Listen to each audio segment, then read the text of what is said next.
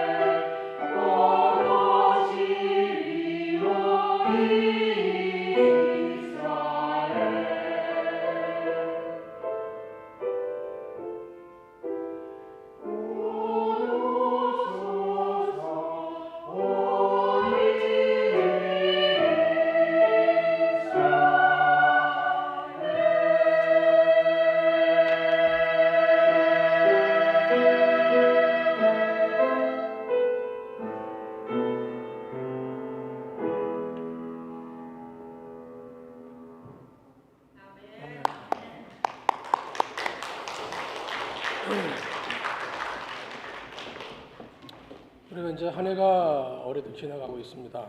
그 마지막 한 달을 우리가 지나가고 있는데 아시다시피 우리가 텔레비전 보면은 뭐 여러 선전들이 많고 광고가 많고 그래서 이 텔레비전마다 그리고 장식을 하고 또 거리마다 가게마다 사람들의 어떤 발걸음이 굉장히 분주해지고 있습니다.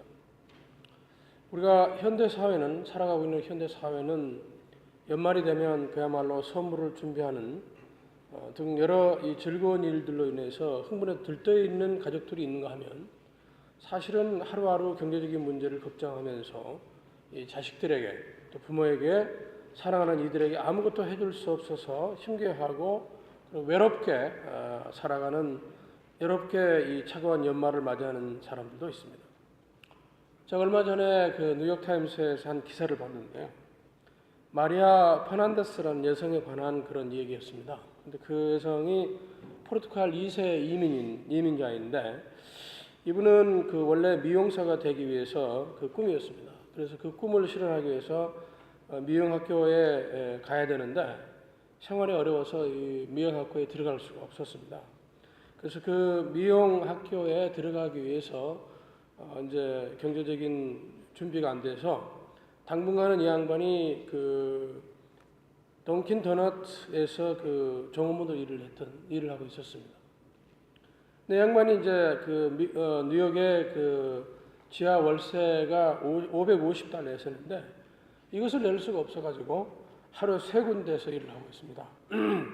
밤 근무를 하고 낮 근무를 하고 그리고 주말 근무하는 이렇게 3군데에서 일을 해서 그럼에도 불구하고 사실 월세 내기가 어려운 그런 여인이었습니다. 이제 밤 근무가 끝나고 이제 몇 시간 잔 다음에 아침에 출근하기 위해서 그렇게 되면 집에 들어갈 수 없어서 이 자동차 안에서 잠을 한 몇 시간 자고 그리고 아침에 출근하는 그런 생활을 계속했습니다. 그러다 보니까 중간에 이게 자동차 가스가 떨어질까를 염려해서 이 통을 하나 사가지고 그 뒤에 트렁크에서 놓고 다녔습니다. 그런데 아마 어느 날 그 아침 6시에 이제 일을 마치고 그 여자가 다음 장소에서 일을 하기 위해서 어느 쇼핑몰 그 주차장에 주차를 해놓고 잠깐 잠이 들었어요. 근데 그 순간에 어떻게든지 모르지만 이 가솔린이 엎어지면서 뚜껑이 열리게 됐어요. 그래서 가솔린이 나와서 거기에 휘발성의 가스가 계속 차서 그 가스 중독으로 여자가 사망을 했습니다. 32살 이 소박한 미용사의 꿈을 안고 그 꿈을 이루기 위해서 아침, 점심 그리고 저녁 새벽까지 일을 했던 페난데스는 그 안에서 이렇게 사망하고 말았습니다. 제가 이 기사를 읽고 한참 이 허공을 쳐다보면서 그런 질문을 했어요. 하나님, 도대체 왜 여인은 아침부터 저녁까지 새벽까지 열심히 일하는 것밖에 없는데 이 가난하고 힘든 한 여인의 이 소박한 꿈을 이루지 않고 이렇게 하늘나라로 불러가셨습니까? 이런 기도를 해본 적이 있습니다. 우리가 교회력에 따르면 우리가 이 12월이 되면 우리가 이 대림절이라고 합니다. 소위 어드벤트라고 합니다. 이 대림절이라는 것은 기다리는 뜻이에요. 뭔가를 기다립니다. 그렇지만 우리 영어에서 보면 어드벤트라는 말이 있고 퓨처라는 말이 있어요. 퓨처라고 하는 것은 물리적 시간이 되어서 이게 과거와 현재, 미래를 이렇게 앞으로 향하는 것을 우리가 퓨처라고 얘기하고 어드벤트라는 것은 저 멀리서부터 그러니까 미래에 아직 도달하지 않았지만 미래에 완성된 것들이 현재로 다가오는 것을 기대하는 것을 어드벤트라고 합니다. 그러니까 우리 기독교인들이 믿는 미래라고 하는 것은 과거, 현재, 미래로 이렇게 이어지는 이런 시간적 개념이 아니고 아직 경험하지 않는 그 미래를 현재 경험하는 걸 이걸 경험하고 또 그걸 거대하는 것을 우리가 대림절이라고 합니다. 우리 기독교는 그런 면에서 보면 단순히 물리적 시간에 의해서 이루어지는 과거, 현재, 미래가 아니라 아직 다가지 않았지만 완성된 그 미래를 지금 현재 경험하기를 원하는 그런 신앙의 사건이라고 말할 수 있습니다. 그런데 이런 우리가 이게 보통 대림절이 AD 한 4세기 정도부터 시작됩니다. 근데 이 4세기에 보면 이 대림절을 맞이하면 그 당시에 우리 선조들은 금식을 하고 그 다음에 가난한 사람들에게 자비를 베푸는 등 그러면서 굉장히 고행을 했던 경험이었습니다. 스스로 어려움을 자초하고 그리고 가난하고 어려운 사람들을 돌봐주는 일을 했던 것이 대림절의 사건입니다. 우리가 경험하고 기대하고 있는 대림절은 우리가 아까도 말씀한 것처럼 과거, 현재, 미래를 향해서 가는 게 아니라 이미 완성되어 있는 그 미래를 기대하는 꿈을 갖고 있는 사람들이 크리스천들입니다. 그러나 이 대림절의 시작이요 참된 의미를 우리가 이해하는 것은 오늘 읽은 이 예수님의 어머니가 노래했던 창가에서 찾을 수가 있습니다. 마리아가 예수를 잉태하여 제사장 사가랴 아내 그 엘리사벳과 대항하는 중에 나오는 이 예수를 대망하는 참배의 내용들을 우리가 다시 보면 주님은 교만한 자들을 펼치시고 마음이 교만한 자들을 흩을 것이네. 권세 있는 자들은 그 자리에서 내치시고 보잘것없는 이들을 높이시고 그 다음에 배고픈 사람은 좋은 곳으로 배불리시고 부유한 사람은 빈손으로 돌려보냈습니다. 주님은 약속하신 자비를 기억하시어 당신의 종 이스라엘을 도왔습니다. 우리의 조상들에게 약속하신 대로. 이게 오늘 성서가 우리에게 보여주고 있는 마리아의 창고의 내용입니다. 우리가 대림절을 맞이하면서 우리의 참된 의미가 무엇인가? 대림절의 참된 의미는 바로 이 속에 들어 있습니다. 한마디로 이 마리아의 창가는 예수님이 오셔서 하나님께서 이스라엘 조상들에게 약속하신 정의로운 공동체, 그 다음에 힘없는 자들이 보호받을 수 있는 공동체, 권력을 넘어가는 자들의 횡포가 없어지는 공동체에 대한 하나님의 나라를 이룩하실 것을 대명하고 기대하고 있는 것이 오늘의 마리아 창가입니다. 따라서 오늘의 이 마리아 창가는 다른 말로 표현하면 정의가 하나님의 참된 것이 실현되는 공동체, 또 권력이 없는 사람들이 보호받을 수 있는 공동체, 이런 것들을 기대하고 우리가 이미 미래에 완성될 것을 희망하고 고대하고 있는 것이 오늘 크리스천들이며, 또 이 크리스천들은 그래서 어드벤트는 굉장히 중요한 우리 역사의 시작이고 역사의 의미라고 볼 수가 있습니다.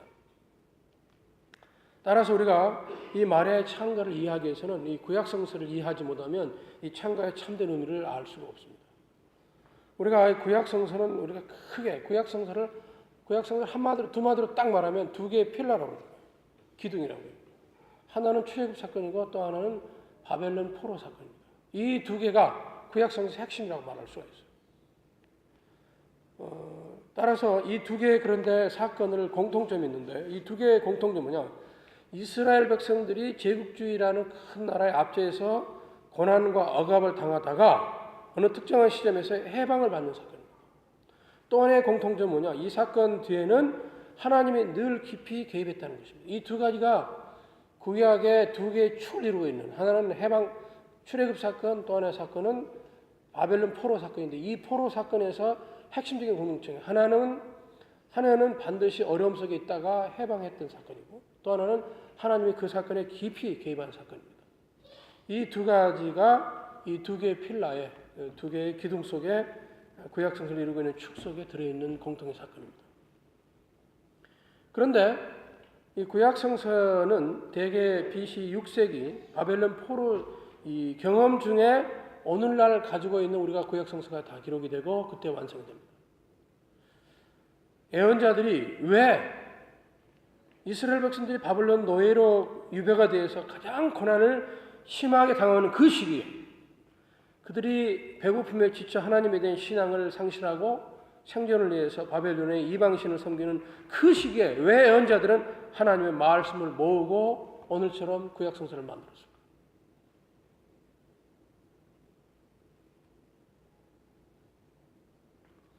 포로로 잡혀간 이스라엘 백성들은 이 배고픔과 생존을 위해서 하나님의 자녀라는 정체성을 상실하기 시작했고 심지어 하나님이 없다고 불신하면서 바벨론의 이방신을 숭배하게 되었고요.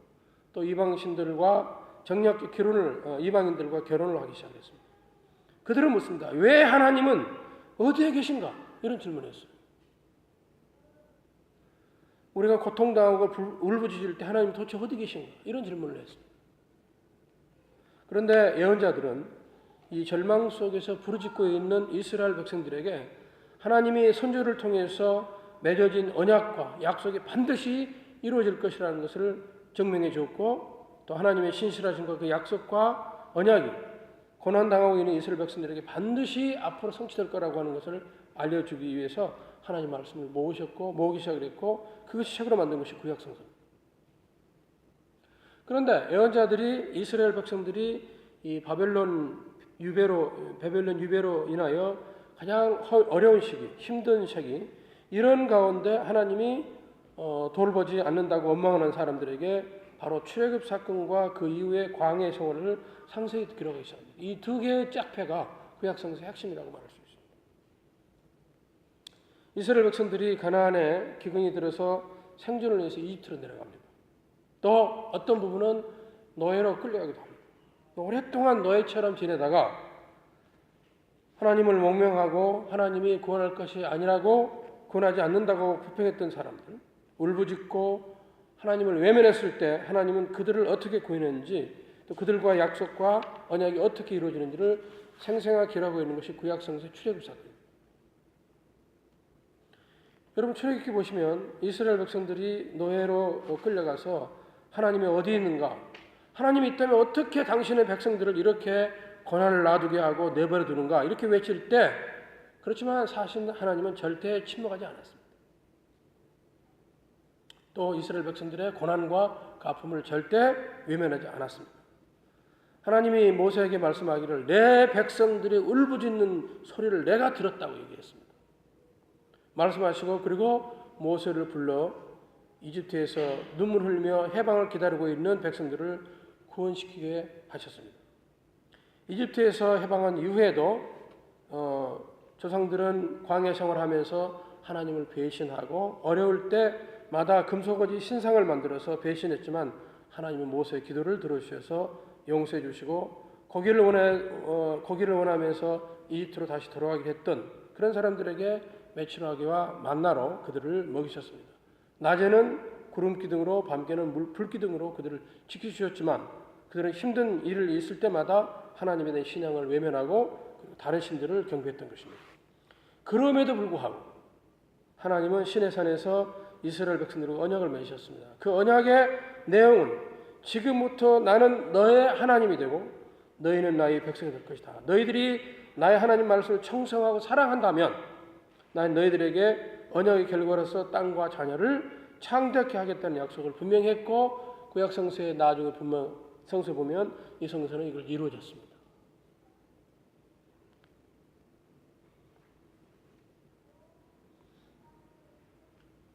그리고 얼마 후에 이스라엘 백성들은 하나님을 또 배신하기 시작을 했고, 그 결과 이스라엘 백성들이 바벨론의 포로가 되었을 때 하나님은 그 백성들을 절대 그대로 놔두지 않았습니다. 침묵하지 않고 페르사의 힘을 빌려서 이스라엘 백성들을 해방시켜 줬습니다. 그리고 얼마 후에 알렉산더가 이스라엘을 지배하게 됐고, 급기야는 로마가 지배하게 됩니다. 바로 마리아의 창건은 이 무시무시한 로마 제국주의가 창건해서 이스라엘의 땅을 짓밟고 남자들은 거의 죽음으로 몰고, 그리고 노예로 끌려갔고 과부들과 고아로 남은 이 사방에 질비한 그 고난의 가운데 마리아는 곧 잉태하실 예수에 대한 희망과 기대를 참여하고, 그 참여한 내용이 바로 오늘 우리가 읽은 내용입니다. 이스라엘 백성들이 이집트로 포로로 갔고, 바벨론의 그 엄청난 제국주의의 폭압 속에 노예를 가서 다시 해방된 이후, 그 다음에 다시 로마의 포로가 됐습니다. 그때 그 와중에 오늘 마리아는 다시 찬가를 부르고 있습니다. 우리가 오늘의 이 마리아의 찬가를 좀 더 의미를 이해하기 위해서 우리는 다시 출애굽 사건으로 우리의 생각을 좀 돌이켜야 됩니다. 이스라엘 백성들이 이집트에서 이 핍박과 고난을 받고 하루하루 생활하면서 하나님은 어디 있는가라고 할 때 하나님은 절대 그들의 울부짖는 소리를 외면하지 않았습니다. 하나님은 모세에게 나는 나의 백성들의 울부짖는 소리를 들었다고 얘기했습니다. 여기서 히브리어로 그 들었다는 말이 야다라는 뜻이에요. 야다. 그 야다라고 하는 말은 두 가지 크게 의미가 있는데, 하나는 뭐냐면 관계성을 얘기합니다. 그러니까 보통 우리가 남성 여성이 결혼했을 때 사용하는 말이 야다라고 합니다. 이 얘기는 남성과 여성은 결혼해서 섹스 활동을 하고 이런 다양한 친밀한 관계를 얘기할 때 야다라고 합니다. 또 한 가지는 경험을 통해서 어떤 사건을 이해하는, 경험을 통해서 우리의 삶을 경험하는 것을 우리가 야다라고 합니다. 그러니까 그 얘기는 뭐냐면 이런 것입니다. 이스라엘 백성들이 고통과 아픔을 경험할 때 하나님은 그 소리를 들었다는 것은 그 사람들의, 이스라엘 백성들의 고난과 아픔을 같이 경험했다는 뜻입니다. 그것이 야다라는 뜻입니다. 우리가 그런 면에서 우리가 중요한 사실은 뭐냐면, 우리가 대림절을 맞이하면서 우리들이 중요한 경험이 뭐냐면, 야다가 뭐냐면, 우리가 하나님을, 이스라엘 백성들이 이 애굽 땅에서 구원을 받을 때 절대 하나님께서는 사람들을 사용했습니다. 같이 일하는 소위 코워커, 동역자가 필요합니다. 그래서 대표적으로 모세 같은 사람이 하나님의 동역자였습니다. 우리는 그래서 이 대림절을 맞이하면서 참된 의미가 무엇인가를 경험하기 위해서는 나만이 아니라 우리 함께 사람들이 필요합니다. 관계성을 갖는 사람들이 필요합니다.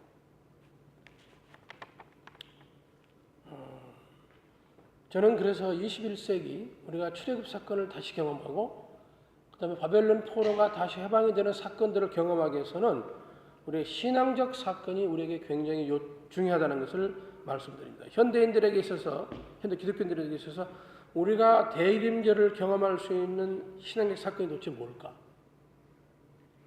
우리가 이 신약 성서 보면 이 대림적 사건을 한마디로 표현할 수 있는 헬라어 단어가 있는데 그걸 아콜라데이라고 합니다. 아콜라데이. 아콜라데이란 말은 따라가는, 폴로잉하는, 사람들을 따라가다, 친구를 따라가다 할 때 우리가 아콜라데이 이렇게 사용합니다. 그래서 이 구약 신약 성서에 보면 이 아콜라데이를 언제 사용하냐면 베드로가 예수님을 만날 때 그가 그물을 내버려 두고 두 발로 예수님을 따라갔을 때 사용된다는 게 아콜라데이입니다. 또 바디메오가 예수로부터 질병을 치유받고 기뻐서 겉옷을 버리고 예수를 따라갈 때 사용되는 단어가 아콜라데이라는 단어입니다. 아콜라데이는 그런 면에서 본다면 우리가 예수를 믿고 우리의 삶을 예수님과 함께 하겠다는 중요한 결단을 할 때 사용했던 단어가 아콜라데이입니다. 따랐다는 것이죠. 단순히 예수 이름을 부른 것이 아니고 우리가 인식론적으로 머릿속에 예수를 따랐다는 것이 아니라 구체적으로 예수가 나를 치료해 줄 때 그 치유를 받는 사람이 겉옷을 버리고 예수를 두벅두벅 따라가는 것입니다. 말씀대로 베드로가 예수님을 만나서 자기의 삶의 변화가 될 때 자기는 그걸 다 버리고 모든 생산을 버리고 예수님을 따라갔다는 것입니다. 이것이 아콜라데이입니다. 우리 현대인들은 이 자본주의에 살고 있는 우리들은 소위 말하면 제로섬 게임에 살고 있습니다. 한 사람, 어떤 부류가 경제적 이익을 많이 가지면 나머지는 반드시 어려움을 경험하게 됩니다. 모두가 다 모두 행복을 나누는 것이 아니라 시장의 원리에 따라서 한 그룹이 잘 되면 다른 그룹은 반드시 어려움을 겪게 됩니다. 적어도 이 시대는 우리에게 뭘 필요하냐면 슬픔을 함께 나누고 기쁨을 함께 나눌 수 있는 아콜라데이 할 수 있는 사람이 필요합니다. 인신론적으로 내가 함께 예수님처럼 살아가겠다, 예수님 나를 권했다, It's not enough. 그거 가지고 부족합니다. 우리가 이 대림절을 맞이하면서 우리가 함께 생각하는 것은 뭐냐면 내가 어떻게 예수의 발자국을 뚜벅뚜벅 아콜라데이 할 건가를 생각해 주십시오. 어떻게? 누구를 위해서?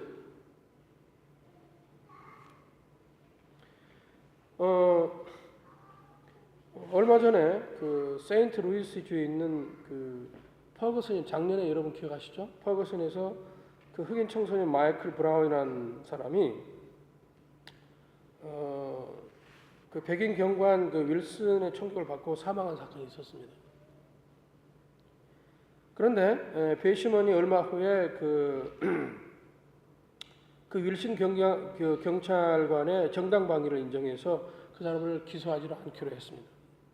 물론 여기는 굉장히 델리케이트한 문제가 있습니다. 그러나 분명한 사실은 흑인 그 청년을 18세 먹은 아이를, 브라운 아이를 죽일 때는 여러 가지 정황상 너무 지나치게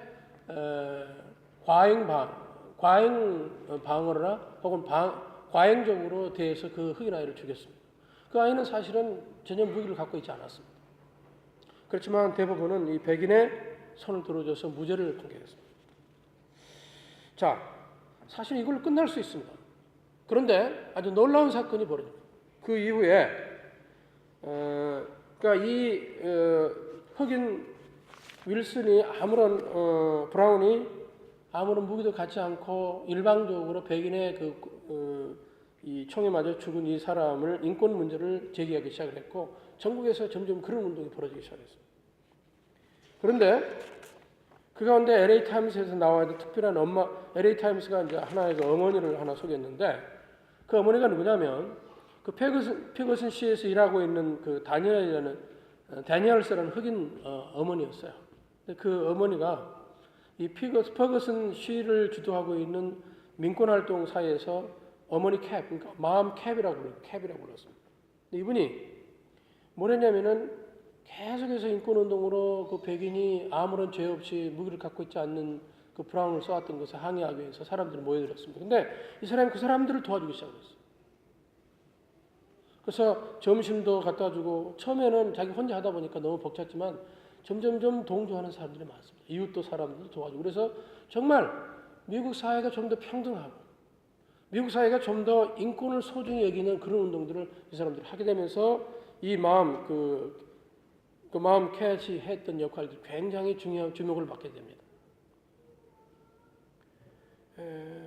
사실은 여러분 생각해 보십시오. 우리가 예수께서 왔다는 게 도대체 뭡니까? What is meant to be? 뭐죠? 우리가 올 25일에 예수가 왔다는 걸 기념하면서 뭘 생각하는 거죠? That's okay. 그냥 우리가 함께 선물 나누고 그것이 우리 기독교인이 해야 할 일이 아니라고 봐요. 그건 얼마든지 다른 사람들이 할 수 있습니다. 예수를 믿는 제자들이 예수의 탄생을 기념하는 이 대림절에서 핵심적인 아콜리다예요. 되게 되는 겁니다. 그러니까 예수를 구체적으로 따라가지 않는 그러니까 예수의 삶을 따라가려고 하면서 기대하는 사람과 그렇지 않은 사람과는 전혀 다르다고 봅니다. 우리 삶이 굉장히 어렵습니다. 자본주의 사회는 그래서 아까 말씀대로 제로섬 캠입니다. 한 그룹이 잘 살면 그렇지 않은 그 나머지 사람들은 굉장히 어렵게 살아갑니다. 예, 그 와중에서 우리가 예수를 믿는다는 게 도대체 뭘까? 하를 한번 생각해 보십시오. 이 땅에는 아직도 정의롭지 못한 것이 너무 많고 부패가 너무 많고 또 이 부의 양극화가 너무 심합니다. 우리가 다 할 수는 없어도 우리 주위에서 어떻게 우리가 예수님처럼 따라갈 수 있는 그런 노력할 수 있는가 이런 존재에 대한 의식이 없이 이 대림절 만나는 것은 별로 의미가 없다고 봅니다. 이 땅에는 아직도 사랑받을 사람들이 너무 많습니다. 이 땅에는 아직도 보호받을 사람이 너무 많고 이 땅에는 케어를 받아야 할 사람들이 너무 많습니다. 한번 물어 나는 도대체 누구를 그렇게 해줄 수 있는 구체적으로 아콜라데이를 하지 않는 사람이 나는 크리스천이라고 어떻게 얘기할 수 있을까라는 생각을 한번 해보시기 바랍니다.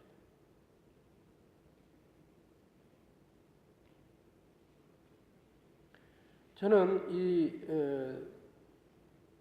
그 엄마 캣이라는 그 어머니가 그 인권에 대한 사실 자기 직접 관련이 없어요.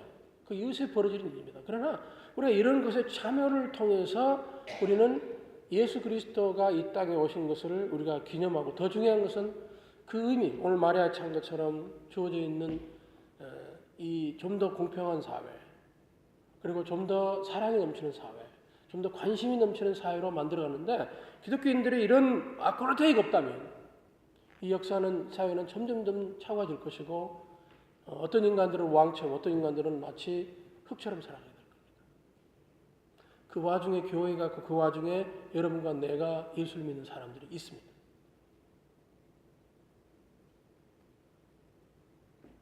그래서 예수님의 이 탄생을 대망하는 오늘 우리 21세기 기독교인들에게 꼭 기억해야 될 자세는 예수님의 제자로서 아콜라데이 즉 예수님의 참 가치와 정신을 구현하고 따르려고 하는 신앙적 결단이 필요합니다. 신앙은 저절로 주어진 게 아니라 내가 결단하고 노력하고 내 의지를 사용해서 하나님의 뜻을 추종하는 이런 따라가는 아크로데이를 늘 실천하는 노력이 일 때만이 그것이 우리 스스로의 정체성을 회복시켜주고 나는 누구인가에 대한 자부심이 있을 것입니다. 저는 올해를 우리가 보내면서 더군다나 이제 마지막을 보내면서 우리가 이런 성찰이 있으면 좋겠습니다.